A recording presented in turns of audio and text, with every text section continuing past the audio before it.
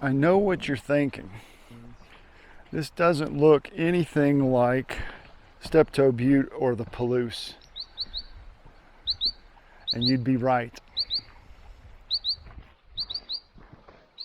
I didn't even bother taking the camera out or doing any video in the Palouse after the Palouse Falls, simply because it was awful. The smoke was so thick.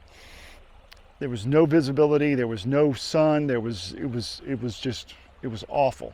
The air quality was actually dangerous to be even outside. And looking on the maps and looking on the web, the only place that was clearer was going west. And due west of the Palouse is Mount Rainier National Park.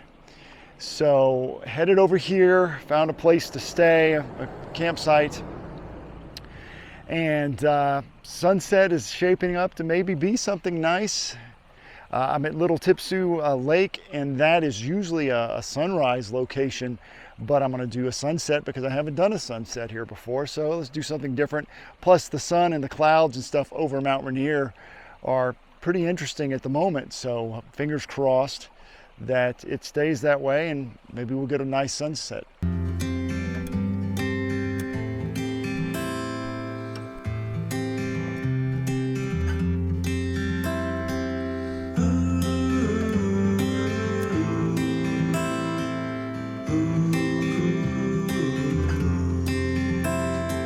So usually this, like I say, is a sunrise spot because the lake there will be super calm. I shot this at sunrise last year.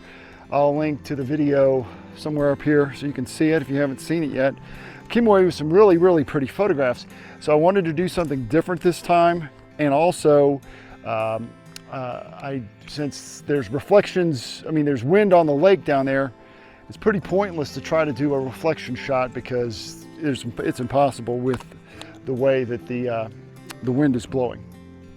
So I found my bug net because I'm going to need it. The mosquitoes they're lighting all over the camera at this point. I've taken a few shots. I've bracketed because it is so extremely bright on the right-hand shoulder of the mountain. There's just no way around it in order to avoid blowing out those highlights and then getting anything happening, you know, in the foreground where it's a lot darker, especially around the lake and on this side of the trees and at the foot of Mount Rainier there where the peaks are starting. So the light's getting really, really nice. I love it. It's going to start side lighting the mountain just a little bit. The sun's already starting to peek through, getting a few little God rays. So the framing is pretty much what you're seeing almost besides me. It's the lake, the mountain, and then we've got this. This is one of the great things about this lake is there's a line of trees on either side that basically make a nice V. And that's a natural framing element that just works really, really well.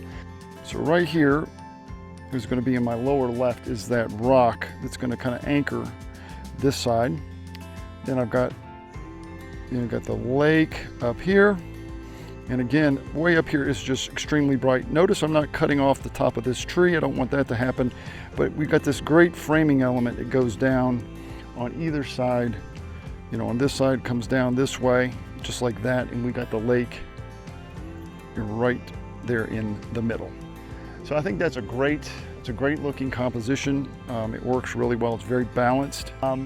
You can see where the blinkies are at the top. I had to overexpose it. Even though if you look, it's -1 is what the meter reading is saying, but my highlights are totally blown in the sky. So that's telling me that I've got to be very, very careful and not blow those highlights or it's just not going to be a good photograph at all. Oh, the light's getting pretty. The clouds are starting to like backlight a little bit and there's some orange glow around them.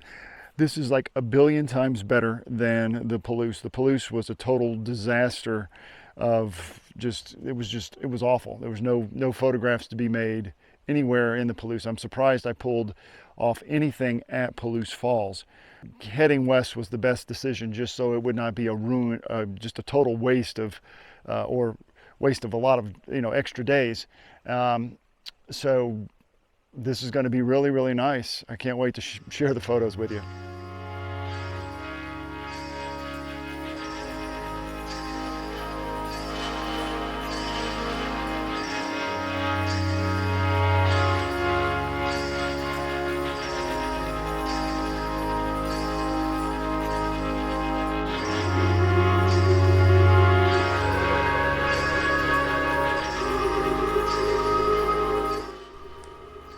had a hard time deciding which one I liked best.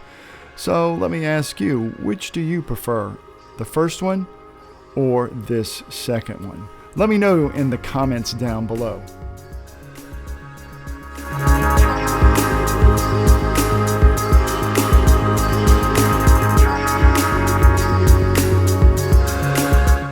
Good morning.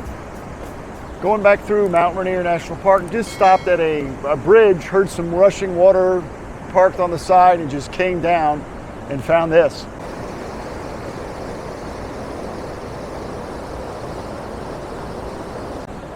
So I'm doing I put a 10 stop on, and I'll tell you why in just a second, but it's about a 2-minute exposure.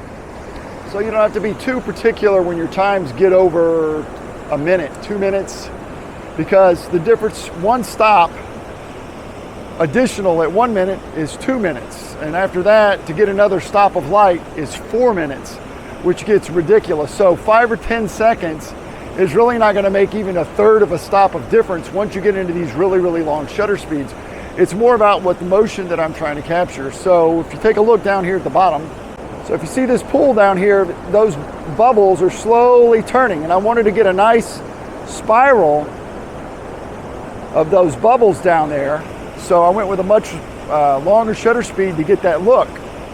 It also means that I'm gonna have to not bracket my photos for exposure, but for the look of the water that I want. Obviously that 2 minutes is gonna be too much for the little waterfalls that are coming down, the Cascades.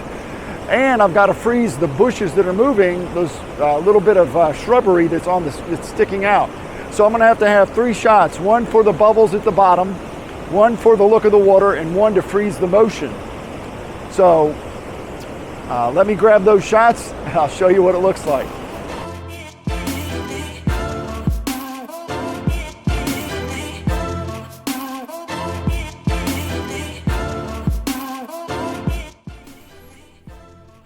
Don't forget, if you like my video, please give me a thumbs up. Don't forget to subscribe and click that notification bell.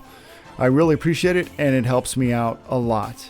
Thanks for watching, and we'll see you next time.